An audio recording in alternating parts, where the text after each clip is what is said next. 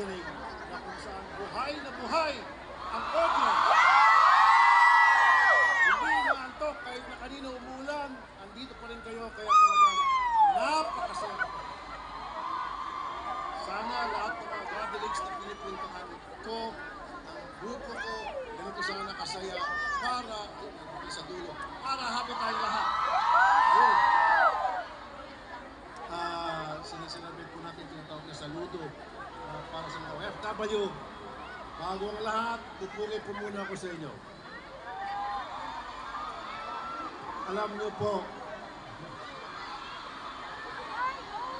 just imagine kung wala ang mga remittance ng ating mga OFW, ano na mangyayari sa ekonomiya ng Pilipinas? Alam niyo ba, noong 2022, 36 billion US dollars ang inyong dinala sa Pilipinas. 2023, 37 billion US dollars. At 2024, last week, 38 billion US dollars. At makalo po sa pesos yan, 2.1 trillion pesos. Ganun po ang pwersa ninyo sa ating bayan. Ganun po kalakas kayo sa ekonomiya ng ating bayan.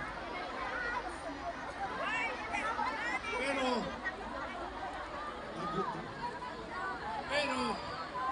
hindi naman po siguro masama kung tayo mangarap. Tama kita. Libre mangarap. Sana, parang araw, hindi na natin kailangan pamagig ng bansa dahil may sapat na trabaho ka sa Pilipinas. Kasi po, kaya na tinatawag kayo mga bayani. Siguro, kaya ako bagong bayani sapagkat kayo po ay nagsasakripisyo. Napawalay sa inyong pamilya, napapahiwalay yung code, yung lapat, at kayo po ay nagsasakripisyo. Yan po ay panisting mo. So, sa araw na ito, ulit-ulit po akong magpasalamat sa inyo. Maraming salamat po sa inyong ginagawa para sa ating bayan.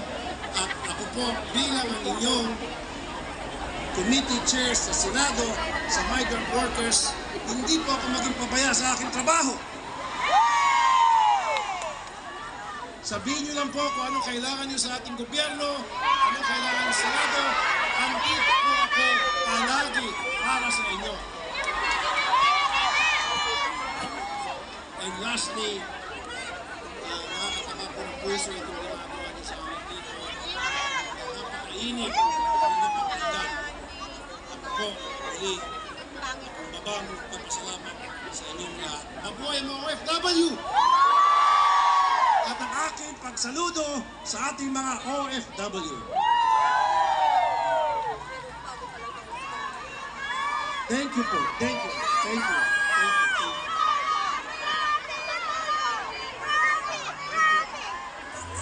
Ayan, maraming salamat, Honorable Senator Raffy Tulfo.